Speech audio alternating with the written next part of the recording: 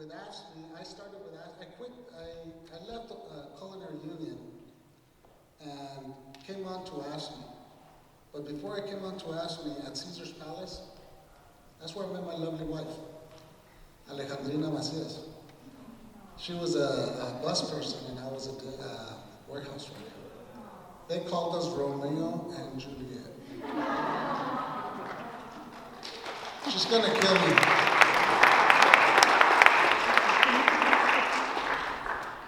Y ahora los abuelos. No, I'm just kidding. Not yet. So I started working with ASME. We represent the state employees, classified state employees here at UNR. We work with Edis. She is the president, Edis West. She's the president of the classified state employees, in which she works with the Latino Research Center, right? Also, and you will see around this campus, you will see Tyler Young. He's our organizer also that we have hired here on. He's going to be helping us and build a coalition with you guys and other organizations here. So as I was the organizer with them, and I came on to work with the International, and I usually go around the 17 Western states and help locals build coalitions in the community. Because regardless of what it is, whether if you're studying to be a social worker and plan to work for the state, or if you're planning to be a lawyer, or if you're planning to be whatever you are, no matter what, we are still the community. We are still, because everybody thinks that just because you're a public sector employee, you're a millionaire. You're not. We work and we help run. We help you get your classes. We help you with whatever you need here at the UNR. But we gotta remember, we are the community together. And it is great that you guys have invited me here, this great organization, to help start a coalition together to start registering people throughout this campus. And it is our job because look, politics, we can change politics. Whoever's here under DACA or other organization that regardless of immigration status, we need to change it because just imagine if these politicians out there want to destroy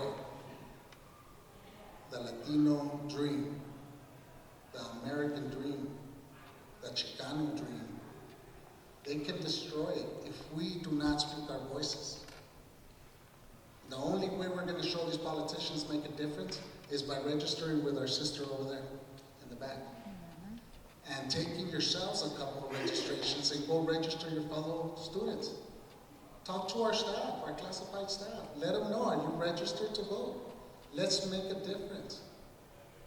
Right now we're working at UNR. I'm starting to work at UNLV.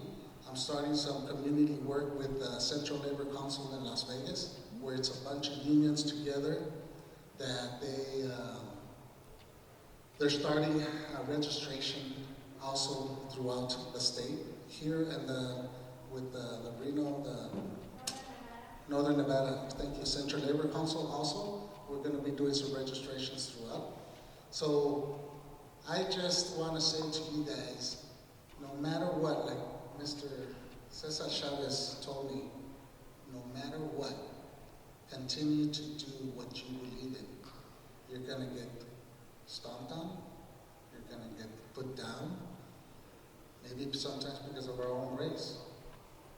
But get up, join, get together, build a coalition together, because look, all of you guys, whoever's going to be a lawyer, we're going to need you one day.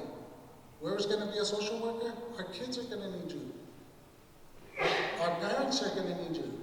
My kids, my grandkids, everybody's going to need you. And I'm so happy because one thing that César Chávez told me, he says, we not only worked with our own farm workers, we sent our own people to college.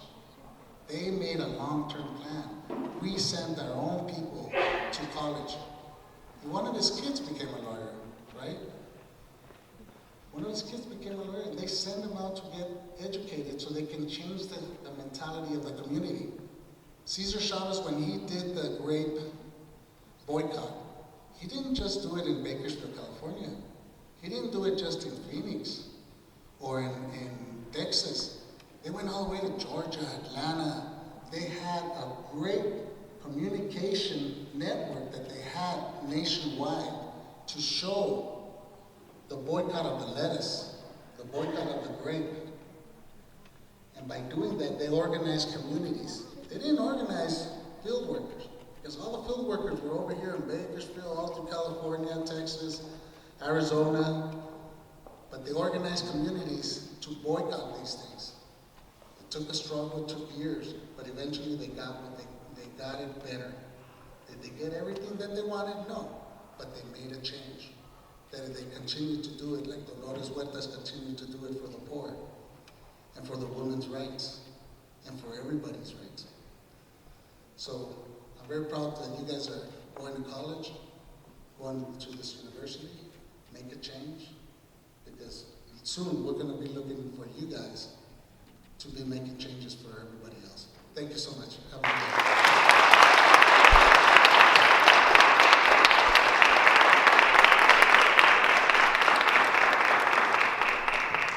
Thank you, Lalo. Can we have another round of applause for both our speakers?